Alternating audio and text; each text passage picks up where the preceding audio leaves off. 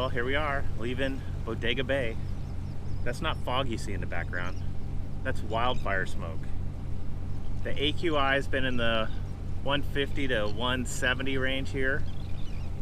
It's supposed to start lightening up in the next day or so. So it's our window to make the next jump. We've been camped out inside the boat just trying to get some fresh air. But we can't just camp out forever. Looks like this is our best window to make a run for it. So off to Drake's Bay. This channel's interesting. It's just a few feet deep right outside the channel. It's nice and deep in here. We're at 20 feet. It's well marked, but I'm sure people get grounded in here all the time.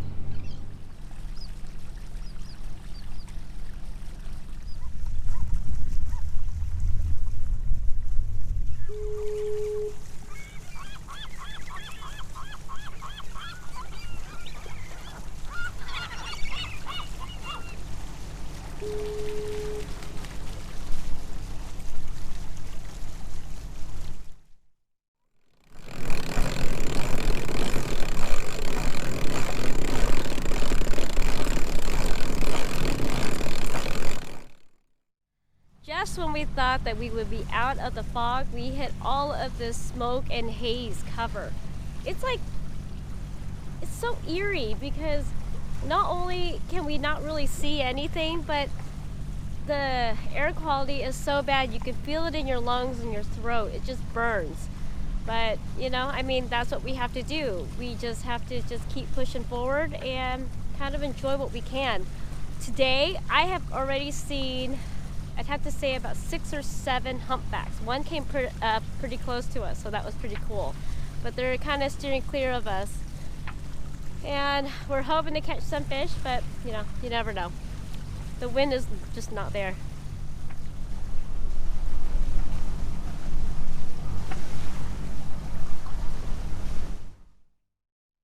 At one point during the passage, a talented warbler hung out with us for about an hour. It had to be one of the cutest birds I have ever seen.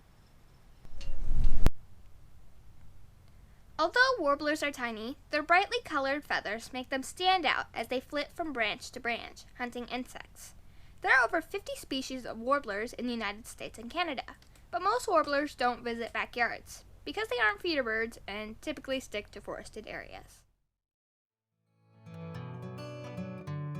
So it's kind of weird that a warbler landed on our boat 5 miles offshore. I think it must have been really disoriented from all the wildfire smoke.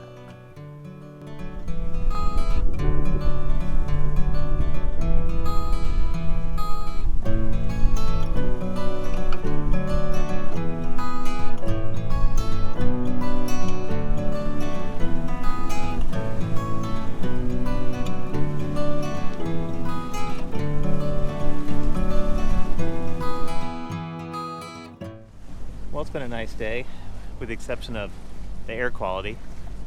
Saw a lot of wildlife, kind of fun. Tons of whales. Amazing how many whales we've seen. All humpbacks today. Point Reyes, right here. You can see it right through the smoke, through the haze. Believe it or not, it's only 1.5 miles away and we could barely see it. We're gonna swing wide around this and be dropping a hook in Drake's Bay. Yeah, less than an hour. Boy, you sure feel it in your throat though. Seems like it's getting worse. It was supposed to be getting better. Hopefully it clears out a little.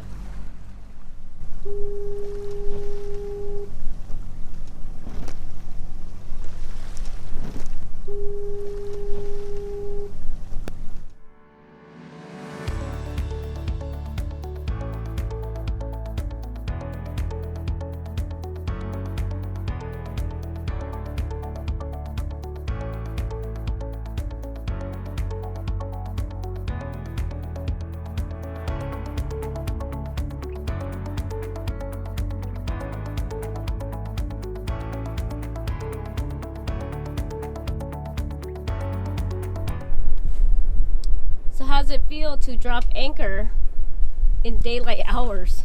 It feels warm. Feels Well, nice. Not quite, but there is a nice breeze, even though it's all still smoky and hazy. It's way better than it was, though. I think I'm gonna like it. Beautiful anchorage. So we're finally at anchor, and it's nice to come into an anchorage in the daylight. I know. So it's comforting. Warm. It's not warm. I mean, it's warmer. Don't be fooled by this kid right here. It's still chilly out here. It's still like in the low 60s with the wind factor too, but she never gets cold. So we can't use her as a gauge. Anyway, so here we are in Drake's Bay. Fun fact, Drake's Bay was first visited by Sir Francis Drake in 1579 during his famous single expedition circumnavigation of the world. Drake's Bay's broad entrance and good protection from northwesterly winds made this an ideal anchorage for heavy vessels under sail power alone.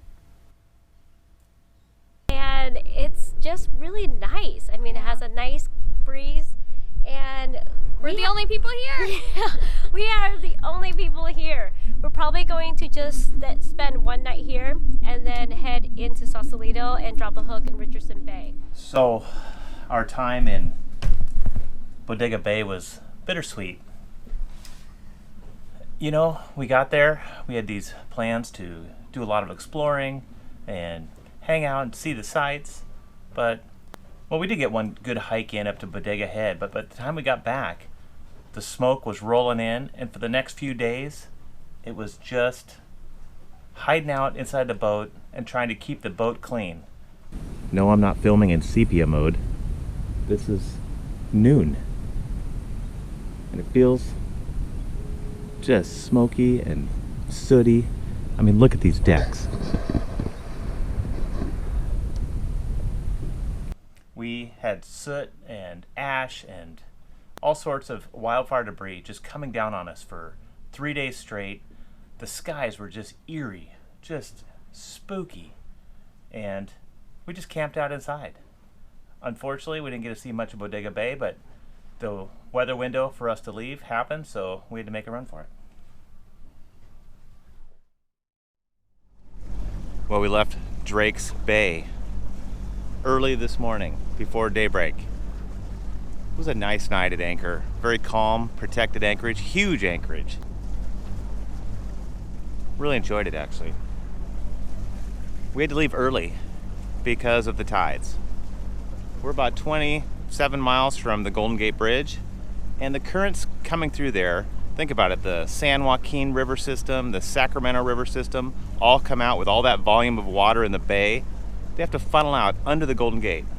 The current there is going to be, today I checked, 2.7 to 3.1, depending on where we travel through.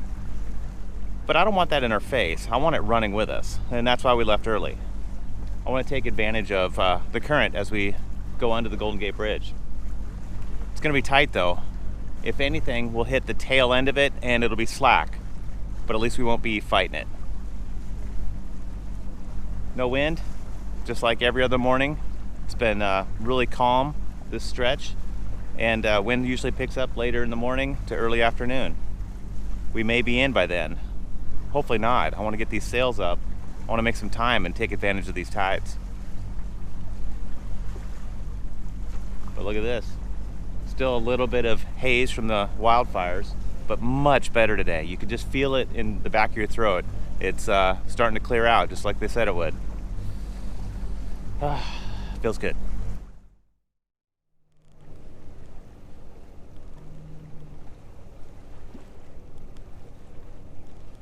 Well, we haven't got our wind yet, but we are catching glimpses of the Golden Gate Bridge. That's a milestone for us. Out here's the infamous potato patch. So we're cutting on the inside through the Bonito Channel. We are probably only 6-7 miles from going under the bridge. We're getting there. We're just cruising on one engine right now. Wind hasn't hit us, so just clipping along at 5 knots, just being real efficient with the fuel. We're burning at this speed about 0.5 gallons per hour. Wish there was some wind, but you know, this happens early in the morning. We could have left later in the afternoon, but everybody's anxious to get into the bay, so we decided just to gamble and maybe hit no wind and end up having to power a little bit, but nobody's complaining. We can feel the weather getting warmer already. Still a lot of thick smoke in the air, but definitely better than yesterday.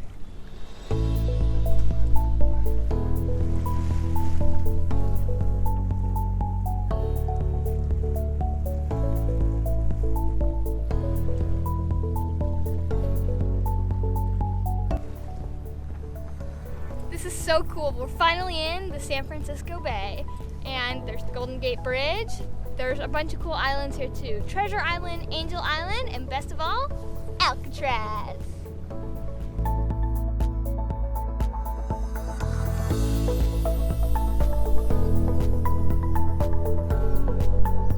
You can call me crazy, you can call me sentimental, but I just love this approach. Going underneath the Golden Gate Bridge, it just makes me feel like we were 20 again when the first time I sailed under here with Teal. It's just an amazing feeling. It's to me it feels like this is just the beginning of our cruising trip. It's only going to get better from here. You know, the first part of it has been, you know, kind of brutal, but you know, it just makes us appreciate these moments that much more.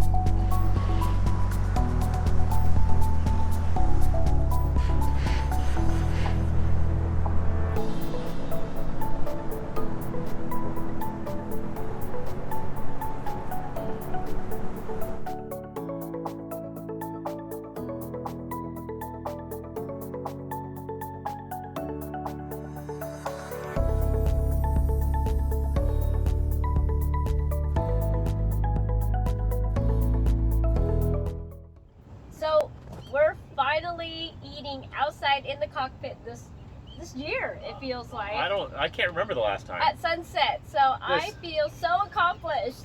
This glowing orb in the sky is confusing me. Yeah, we're in warmer conditions, the sky is blue, life's not too bad, and We can breathe. Yep, we can breathe. It's Taco Tuesday, so, you know, cheers you guys. Oh, cheers. This is a great evening. At anchor in Sausalito.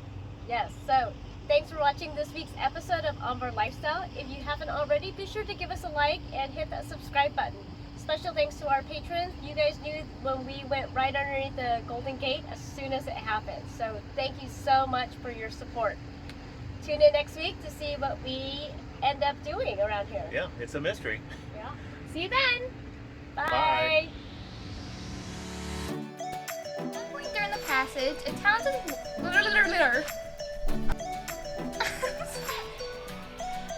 At one point during the passage, a talented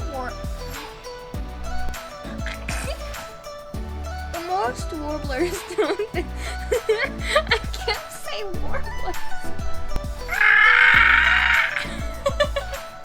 Although warblers are tiny, their brightly colored feathers make them the most